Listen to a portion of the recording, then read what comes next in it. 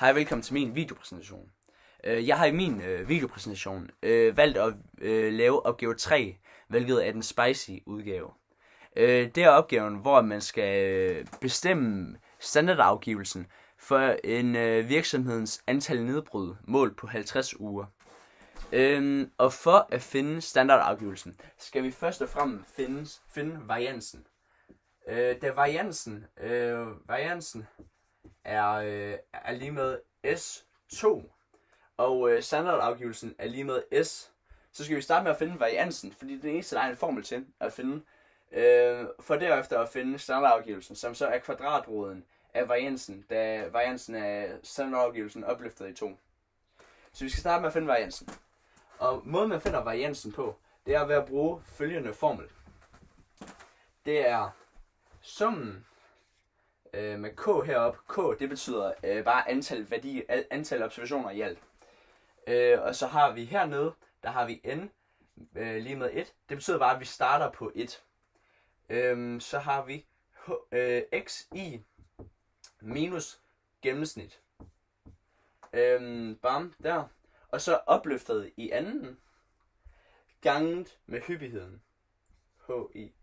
Nu kan man se, jeg lige skal træde tilbage her. Men ja, det er egentlig formlen her. Og så når vi har gjort det, så skal vi dividere med n minus 1. Det betyder altså antal observationer i alt minus 1. Ja, det skal man dividere med til sidst, og så har man standardafgivelsen. Men for at benytte den her formel, der skal vi først og fremmest have alle observationerne skrevet ind i et skema. Det er selvfølgelig langt nemmere at gøre på Excel, og derfor har jeg også allerede gjort det på Excel. Jeg vil dog bare lige skrive tallene op her, sådan ja, du selvfølgelig også kan se, hvad jeg har udregnet. Så jeg startede med at sige alle xi-værdierne, alle mulige observationer. Der har vi 1, 2, 0, 1, 2, 3 og 4. 4 der. Jeg kan lige fjerne den her. Yes. Det er alle vores xi'er. Derefter har vi hi-værdierne, altså hyppigheden. Hyppigheden ved 0 er 9. Der er 9 observationer, hvor der er 0 nedbrud. Så har vi 1, der har vi 6 observationer. Ved 2 har vi 14 observationer. Ved 13 har vi, ved 3 har vi 13, undskyld. 3 har vi 13, og ved 4 har vi 8. Bam, der har vi hyppigheden. Xi, hi, observation og hyppighed. Så har vi bliver givet, i opgavebeskrivelsen, der bliver vi givet gennemsnittet. Og det gennemsnit, vi bliver givet, altså x, streg over, det er 2,1. Nu har vi alle tallene, som vi bliver givet.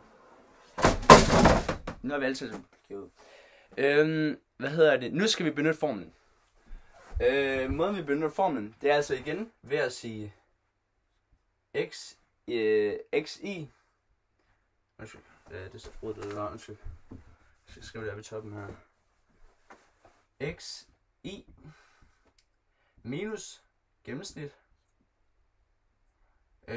Opløftet i anden gange hi gange hyppighed. Den har jeg så fået til, ved 0 har jeg fået den til at være 39,69. Ved 1, der har jeg fået den til at være 7,26.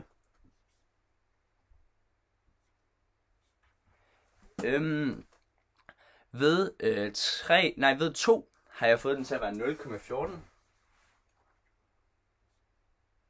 Nu skal lige lidt længere ned, det kan jeg se. Den passer ikke med resten. 0,14.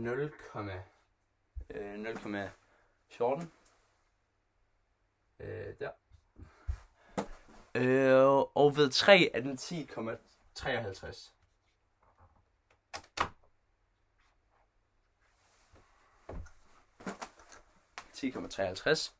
Og så den sidste 4, der er den 28,88.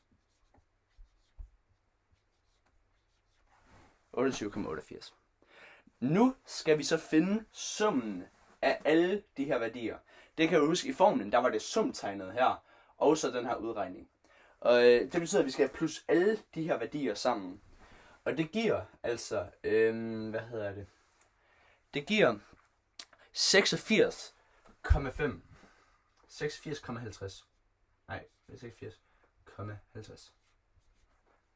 Som ses her.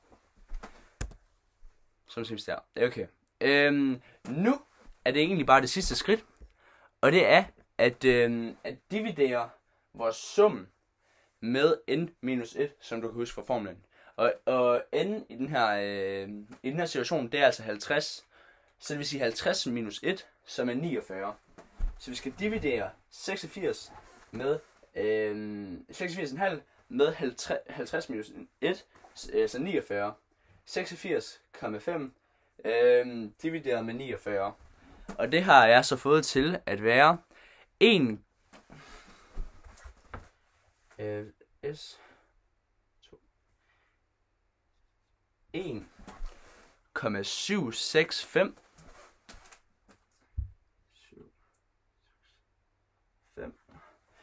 1,765 og så en masse kommatal. Jeg har bare lige taget de 3 første her.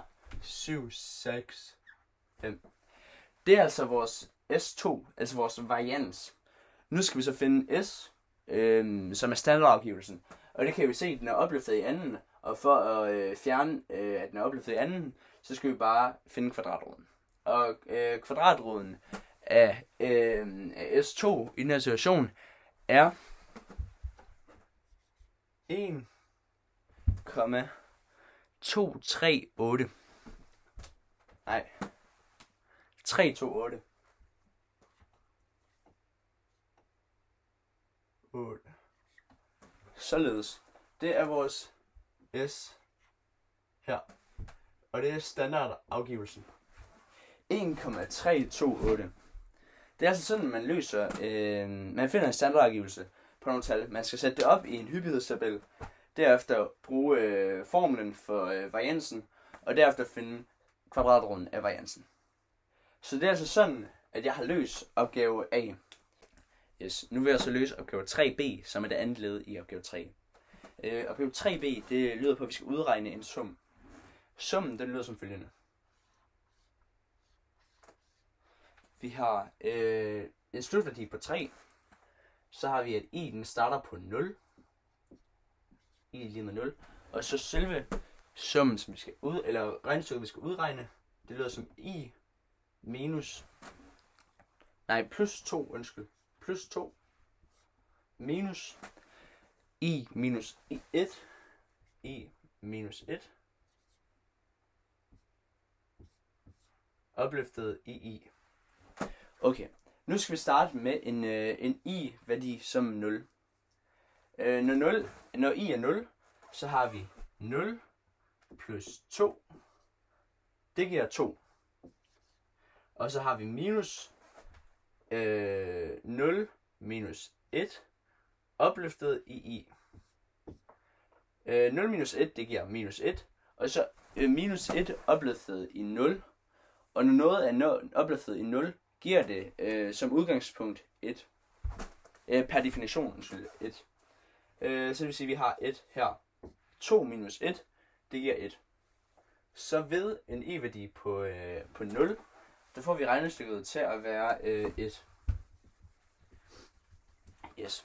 Nu skal vi så regne ud med en i-værdi på 1. Der ser vi 1 plus 2. 1 plus 2 minus 1 minus 1. Opløftet i 1. Yes. Sådan der.